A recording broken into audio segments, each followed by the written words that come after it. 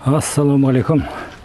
Мына ғаламторда шалғыны қалай шыңдау керек екенін ешқандай қазақша айтылмапты. Неше түрлі тілдерде соның бәрін көрсетіп, қалай шыңдау, қайрау керек екенін бәрі айтылған. Мен енді соны мынау бірнеше жыл қолдандым шалғымен. Бұның алдында менде мынандай 1, 2, 3, 4, мынау 5 қарыс, оның алдында 6 қарыс болған. Қарыстығын былай өлшейді екен да. Былай 1, 2, 3, 4. Мейлі, ол басқа бір теория. Енді осы қалай шыңдау керек екен, сол әңгімеге келсек. Қазір мен мынаны үлкен балға, кіші балға екеуінің арасын жаңағы ұрғыштап шығам. Мынау 100-ін. 100-ін ұрған кезде бұл 100-ін. Мынау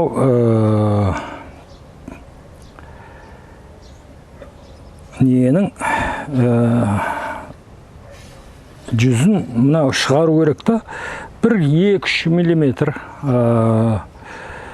чұқартып былай шығару керек та, 2-3 миллиметр.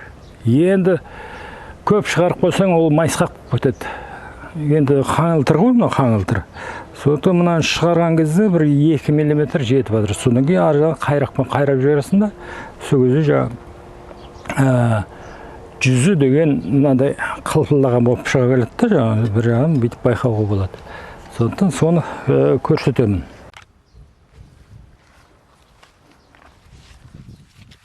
Міне біз үлкен балға, кіші балға екеуін алып келіп, мына жағынан бастаймыз. Мынау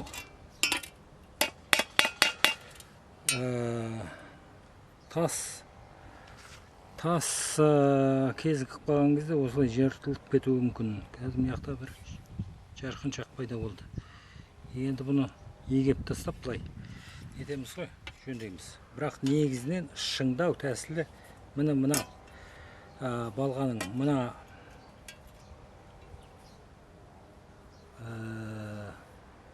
мынау үшкір жағымен мынаны ұрып шығу мына жерден.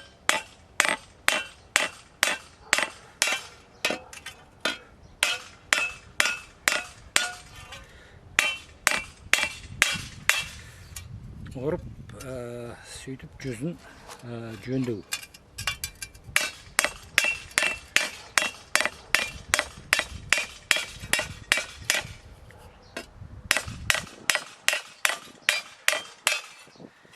Мына жағы мен кішкене нелеу да, 100-і батпай тұр.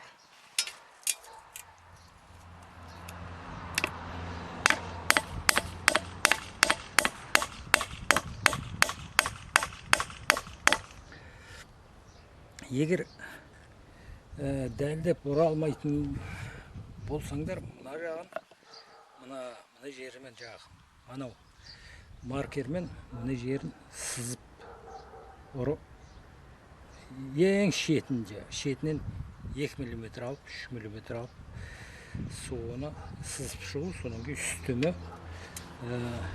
ұрып шығу.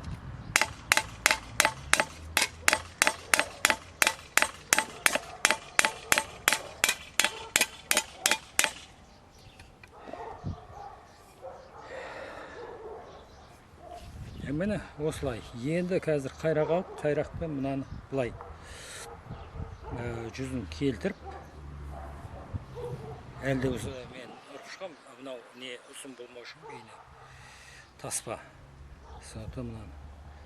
Бұл мына жерде жаңа айтып кеткім, қалыңдап кеткен өсімдіктер кезігіп қалған кезде мына жағы мынау майысып кетеді. Майысып кеткеннен кейін мынау өзім дәнекерлеп, мынаны екеуін жалғадым. Сөйтсем, мына жақтан мынандай. Содан кейін мынау томардай болып кеткен түбірлерін, тамырларын. Мына шабу үшін әдейі жасап қойған әдісім ғой өзімнің. Әркім өзінің шалғысын өзіне бейімдейді. Сондықтан бұл өзіме бейімдеген түрім ғой.